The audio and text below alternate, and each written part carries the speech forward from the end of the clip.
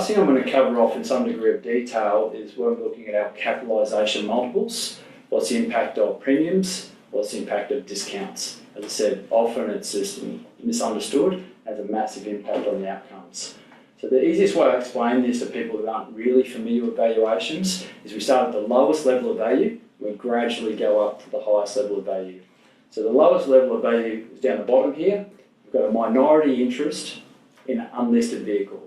So by its nature, minority means that you don't control anything. It's not liquid. You've got lack of ability to raise capital, often key person risk, all the things that come in the lowest level. Generally, if you've had a private equity play and you've lost money, that'll fit the profile. You back someone else's judgment, you've got no control. We then come up to a minority interest in a listed company. Okay, so we've got extra layers of governance, better quality of management, you can raise capital more, and most importantly, we take away that liquidity issue. You can sell it on market generally. Then we come up to owning all of the company, or a controlling interest. So when we're looking at control, there's different levels of control, obviously. You can own 100%, never happens in a public company. You might have more than 90%, so you can redeem the other ones compulsorily.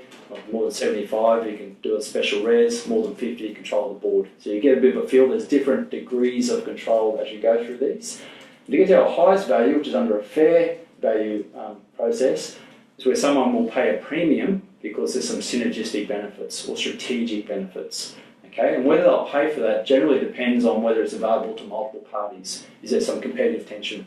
Because the general principle of life is you don't pay for something you bring to the table. Okay, so that gives you an indication as to our highest potential value and our lowest potential value. Okay.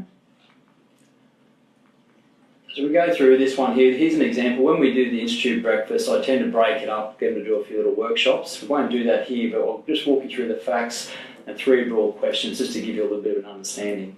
So in this situation, it's a listed company. It's got a market capitalisation of 100 million. It's got net borrowings of 50. It's got earnings of 50,000, and the comparable trade, 50 million. The comparable trading multiples is 3. So if you go and look at what's other listed prices, is 3 times multiple. Comparable transaction multiples is 4 times. So transaction multiples is what occurs when people are buying and selling these types of operations. And they've identified some ongoing synergies if there's an acquisition of $5 million. Okay, so the first question is what's the market cap reflecting a minority interest? Okay. That's actually a bit of a trick question because it's the market cap of 100,000. So we're 100 million, sorry. When you're looking at the shares that you own on the stock market, you have what we call a portfolio interest. That's a minor interest. So that's a balance that's reflected when you have that. The second part's a little bit trickier. So what's the value of a controlling interest in the business or the enterprise? So not the shares, but the business. Okay. So just have a think about that. The process we go through, the first question we ask ourselves is what is the earnings? Is it the 50 or is it the 50 plus the 5? So maximum value they'll pay is based on the 55 because that's where we get into that special value territory. And we'll assume here that those synergies are available to other potential suitors. So 55 becomes our earnings. Second part is what is the multiple we apply? We apply the transaction multiple because that's what's taken into account when you're looking at transactions. That includes a premium for control. So at that point, they do the maths. 55 times 4 equals 220 million. Okay.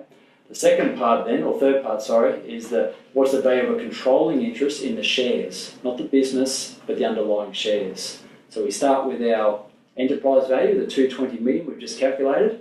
Then we have to take off our interest-bearing debt. The 50 million gives us a valuation of 170 million. Okay, so hopefully these examples that I weave in will just help you understand the principles that we go through.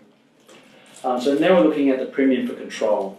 Okay, so the best way to determine the premium for control is to look at the trading results of a company 3 months before there's been a takeover activity. So that should be before someone's come and knocked on the door and say, hey, I want to come and take you over.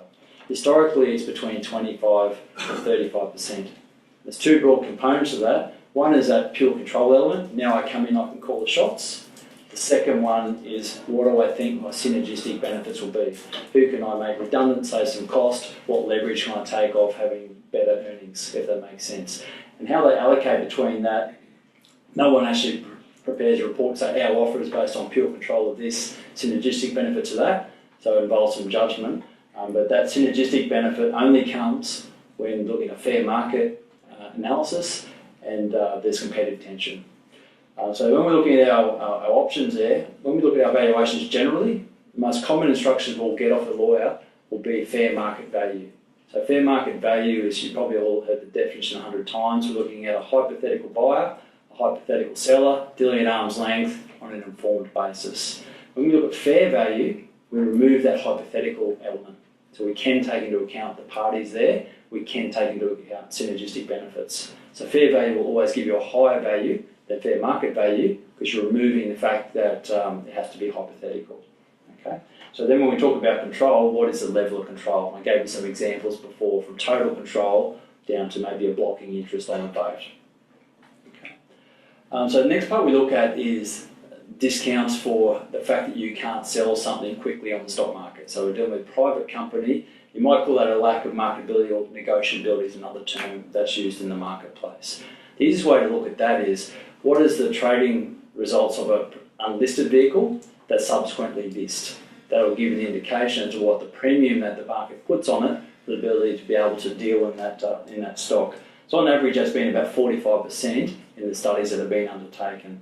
Of course, you need to be really careful when you look at any study, because it's always horses for courses. You look at the parcel to be sold. Are there any restrictions on the other transfer? Are there preemptive rights of other shareholders? What's the composition of other shareholders? So you might have a strategic block that enables that can stop someone from passing some of the votes that they want to pass. People may pay a premium for that. Okay, so again, the message is always look at what's the nature, but generally speaking, there's going to be a discount. The other discounts really just comes from the fact that not so much that it's not liquid, but private companies are generally more dependent on key people. They can't raise capital the same. They don't have the same breadth of management. So by their nature, they're more risky. So there's been some studies which give a lot of varying results, because it's very hard to obtain precise data. You've just got to be a little bit careful when you're going through these, because sometimes private companies can have the same level of sophistication. I've valued two in the last 3 years. One was over $500 million, so I didn't have to apply any discount for size because they were a 50-year company and they could list if they wanted to. They just chose not to list. So again, just make sure that when you're going through a standard SME, a small business, you will have to apply some level of discount for the fact that you don't have that depth. So the last slide here, before I just give you two takeaway sort of examples, is just to refresh that principle of fair value versus the fair market value. So rarely you're going to get the same outcome, because one enables us to take into account the party's interest, one doesn't. Okay? And this is the definition that's in the international standards. The estimated price for the transfer of an asset between knowledgeable and willing parties that reflects the interest of those parties. So you can see that last part reflects the interest of those parties, lets us take into account the circumstances of the parties that are here.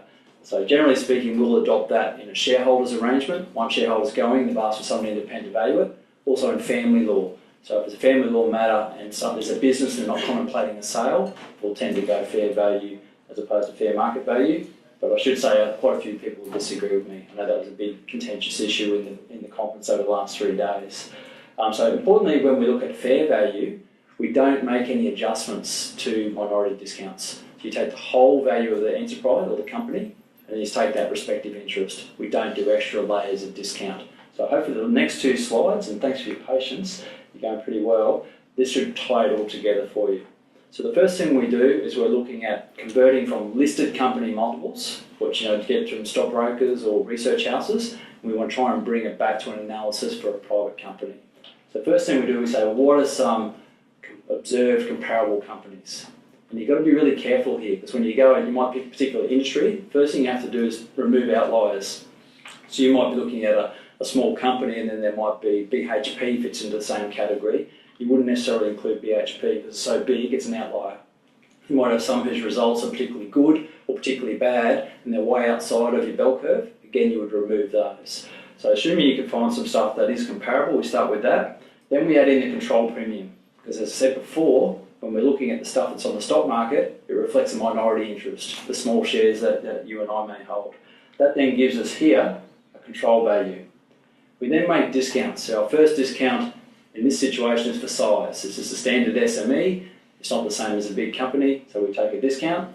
Then we look at stuff that's more specific to that particular organisation. So they might have, say, a key person risk, those types of things. Both of those discounts are applied against that control value. That will then give us a subtotal, and we tend to round it. Okay. The last slide that I'm going to go through here sort of comes back to that original example that we had. So we had the equity value of 1.55 million. In this case, someone holds a 1/4 interest, and they're asking us to value it. So the first thing we do is we take the total controlled enterprise value. We look at 25%. In this case, it's a fair market value. It's not a fair value, fair market value. We then apply a minority discount to this because we don't have a controlling interest, someone else can run the company. We subtotal it. So now we're looking at a different share from where we started. It's a minority share. We apply the next level of discount, which takes into account we can't go sell on the stock exchange tomorrow. We apply that discount to our subtotal, not back to where we were here. That's different from the slide before, because the first step was just to recognise that we're dealing with minority interest. Then we'll get that marketability discount, which in this case we say is 25%. So that ends up bringing us back to 247 million, whereas straight pro rata is 387. So if I'm doing a fair value calculation, I'm here. If I'm doing a fair market valuation, I'm there. That's a discount of 36.3%. Okay, so really the whole purpose of this exercise is to show you some of the issues that we face at the coalface. And if you ever have a shadow expert or you go to a joint statement experts, it's quite embarrassing if you make a fundamental error. So what I'm trying to do here is just give you that framework to enable you to try and get it right. So that's all I really wanted to cover this morning. And